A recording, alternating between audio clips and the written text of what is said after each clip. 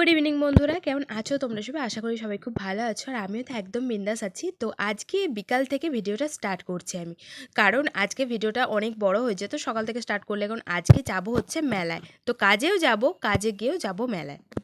তো চলে এসেছি এদিকে আমি পার্লারে। তো পার্লারে এসেই দেখছি যে ওই বাসন্তী পুজো হয়েছিল, তো আজকে যেহেতু বিসর্জন, তাই আর কি ঠাকুর নিয়ে পরিক্রমা করছিল, তাই ভাবলাম তোমাদেরকে একটু দেখিয়ে দিই। তো এই দেখো আমি মানে কাজ শুরু করে দিয়েছিলাম, তারপর দেখলাম বাইরে আওয়াজ আসছে বাজনা, তারপর ঢাকের মাইকের, তাই আর কি বেরিয়ে এসে তোমাদেরকেও দেখালাম। এই যে দুর্গা ঠাকুর, ওই যে বাসন্তী পুজোটা দেখিয়েছিলাম না, ওই রকমই পুজো অনেক জায়গাতেই ধরো হয়। তো সেই ঠাকুরই আর কি পরিক্রমা করছিল আমাদের সারা বাজারটা। তো চলো আবার পরে না হয় দেখা করছি, একটু কাজবাজ করে নিই, তারপর আবার বেরোতে হবে, তো মেলায় যেতে হবে, তো ওখানে গিয়েও তো অনেক কিছু দেখানোর আছে তোমাদেরকে। তো কিছুটা আমি কাজ করে নিই। পার্লারে কিছুক্ষণ কাজবাজ করার পর এই যে আমরা রেডি হয়ে গেছি। রেডি বলতে বাড়ি থেকেই তো রেডি হয়ে আসি। তো নর্মালি যেমন আমরা পার্লারে আসি তেমন কিন্তু সেজে এসেছিলো, কারণ তামজাম কিছু সেজে আসিনি, কারণ আমরা কাজ থেকে যেহেতু যাব, তো ডাইরেক্ট যদি মেলায় যেতাম বাড়ি থেকে তাহলে একটু সাজবাজ হতো। তো সাজ বলতে তো পার্লারে এলেও তো এমনিতেও সাজগোজ করতেই হয়। আর ওদিকে দেখো বেরিয়ে পড়েছি, আবার একটা ঠাকুর আসছিল, তাই ওটাও দেখে চলে আসলাম। তো চলে আসার পর ওদিকে কাকলি দি চুল বাঁধাবাঁধি করছিল, আর এখন আমরা বেরিয়ে যাব, তো চলো গিয়ে দেখা করছি। তো এই যে টোটোতে উঠে পড়েছি, কারণ টোটো করে একবারে যাব মেলায়, তো আবার টোটো করেই ফিরবো। সাইকেল নিয়ে যাচ্ছি না, অনেকটা দূর হয়ে যায় এই দিকটা, আর সাইকেল চালাতে চালাতে পুরো একদম পা ব্যথা হয়ে যায়, তাই ভাবলাম যে টোটো ধরে নিই, টোটো করেই সুবিধা হবে।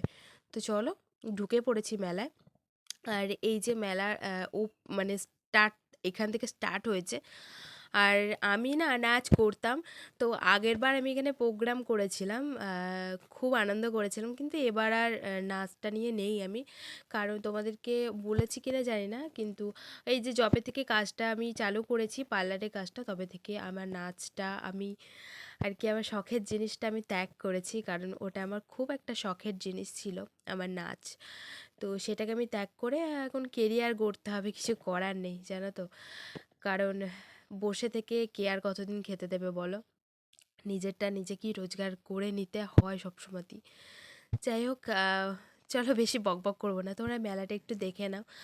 আর মেলায় আসলে ঘুরতে খুব ভালো লাগে আমার, যেহেতু মাটিয়ারি মেলাতে গেছিলাম, একটা ব্যাগ কিনেছি, তাই এই মেলাতে ভেবেছি কিচ্ছু কিনবো না, কারণ আমি মেলাতে খুব একটা কিনতে পছন্দও করি না, তাই কিচ্ছু কিনবো না, জাস্ট আমি দেখবো প্লাস তোমাদেরকে দেখাবো। আর এই যে এই একটা জিনিস আমার খুব চাপার ইচ্ছা, অনেকে হয়তো ভয় পায়, কিন্তু সত্যি বলতে আমার প্রচণ্ড চাপার ইচ্ছা, কিন্তু চাপতে আর পায় না জানো।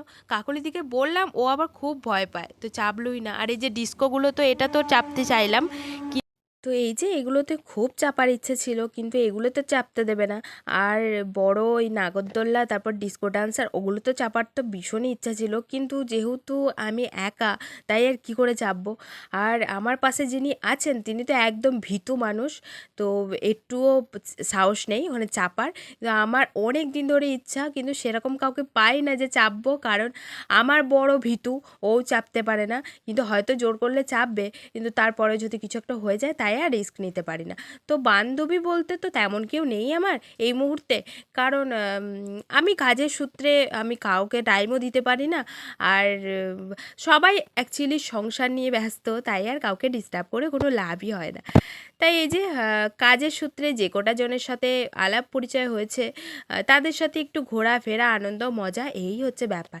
আর ওখান থেকে 100 বাদাম কিনে আমরা বসে গেছিলাম, ওদিকে প্রোগ্রাম হচ্ছিল, নাচের প্রোগ্রাম। তো নাচ তো আমার বরাবরই ফেভারিট একটা জিনিস, তাই ভাবলাম এটাকে স্কিপ করা চলে না, তাই বসে পড়েছিলাম আমরা নাচ দেখতে।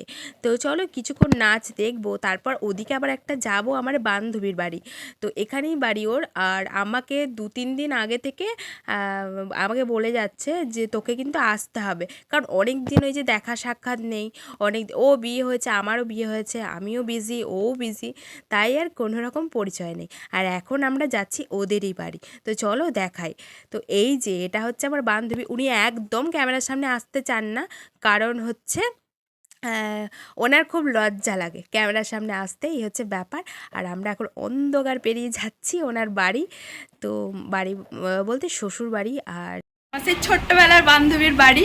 তো ওই দেখো বান্ধবী, ও বলছে আমি সেজে নেই, আমাকে তুলবি না, তো অন্য একদিন দেখাবো। আর এই দেখো খুব সুন্দর বাড়িটা। যাই হোক, আর সেই স্কুল লাইফে ওর সাথে আলাপ পরিচয়, মানে স্কুল লাইফে একসাথে পড়তাম, আমাদের ওখানেই বাড়ি, এখানে বিয়ে হয়েছে। ওই দেখো, আর এটা ওদের বাড়ি। চলো, ওর বাচ্চাটাকে খুব কান্না করছে মেলায়। তো আমরা চলে এসেছিলাম ওদের বাড়ি থেকে একদম মেলাতে, কারণ ওর বাচ্চাটা প্রচণ্ড কান্না করছিল, যার জন্য আর কি ও খাওয়াতে গেল। তো আমরা বললাম ঠিক আছে আমরা তাহলে মেলা একটুখানি ঘুরি গা। তো ওর শাশুড়ি আর ও প্রচণ্ড পরিমাণে জোর করছিল আমাদের খাওয়া দাওয়ার জন্য, কিন্তু আমরা যেহেতু আর কি টাইম নিয়ে আসিনি হাতে, না হলে বসে খাওয়া দাওয়া করে আবার বাড়ি যাওয়া হতো। আর যেহেতু বাড়িতে বলে আসিনি, আমরা তো কাজ থেকে একদম ডাইরেক্ট চলে এসেছি, কারণ বাড়ি থেকে বললে জানি না আসতে দিত কি না, কারণ এই কবেই ধরো মেলা থেকে ঘুরে আসলাম, একটু আর কি বাবা মা মানাই করে যে অত ঘোরাঘুরি ভালো না। তো তাও আমি যেহেতু ঘুরতে ভালোবাসি, কি করব বলো, আমি ঘোরা আটকাতে পারি না, সত্যি বলছি।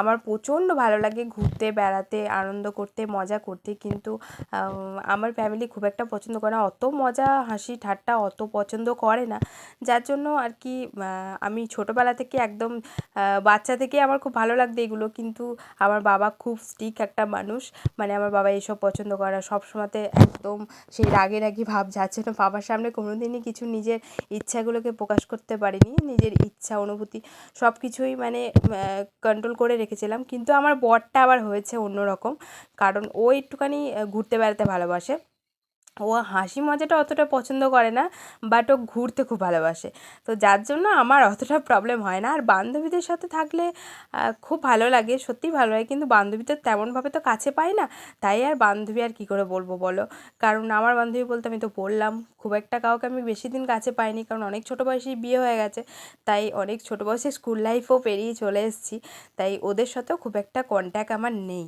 এই মুহূর্তে। ওই যে বললাম কাজের সূত্রে হয়তো কোনো কোনো জনের সাথে খুব ক্লোজ হয়ে যায়, আবার কারো কারোর সাথে হয়তো ক্লোজ হওয়ার পরেও দেখবে কাজ ছেড়ে দেওয়ার পর আবার ডিট্যাচ হয়ে যায়, এই হচ্ছে ব্যাপার। তো যাই হোক, মেলাটা তোমরা এনজয় করো, অনেক বকবক করেছি কিন্তু আজকে আমার গলার অবস্থা ভালো নেই, তারপরেও তোমাদের সাথে কথা বললাম এতক্ষণ। তো চলো মেলাটাকে একটু দেখে নাও, আর জিনিসগুলো দেখতে তো খুবই ভালো লাগছিলো, কাকুলিদি কিন্তু এখান থেকে অনেক কিছু কিনেছে, কারণ ও একটু কিনতে ভালোবাসে, একটু সংসারী মানুষ, এই হচ্ছে ব্যাপার। আর সংসারী মানুষ দেখো আমিও হতে চাই, আমারও ভালো লাগে, আমার এইসবের থেকে আমার এইসব জিনিস আমার কী বলো তো বড়ই ভালো কিনতে পারে, কারণ এইসব জিনিস আমি কিনতে পারি না। এই যে ক্লিপ ও বেশ ভালো মতন কিনতে পারে, আর আমার ক্লিপ গার্ডার খুব একটা বেশি লাগে না, কারণ আমি ভাঙি কম, তো এই হচ্ছে ব্যাপার। আর হ্যাঁ কী যেন বলছিলাম, সেটা হচ্ছে আমার ভালো লাগে হচ্ছে ওই থালা বাটি ওইগুলো কেনার, প্লেট, কিন্তু যেহেতু এখন রাখার জায়গা নেই, তাই আর কী করে কিনবো, তো কিছু করার নেই। আর আমরা মেলা টেলা ঘুরে আবার চলে এসেছিলাম একটু প্রোগ্রাম দেখতে, কারণ আবার একটা ভালো গানে নাচ হচ্ছিলো, তাই ওটাকে দেখার জন্য ছুটে চলে আসলাম মেলা থেকে।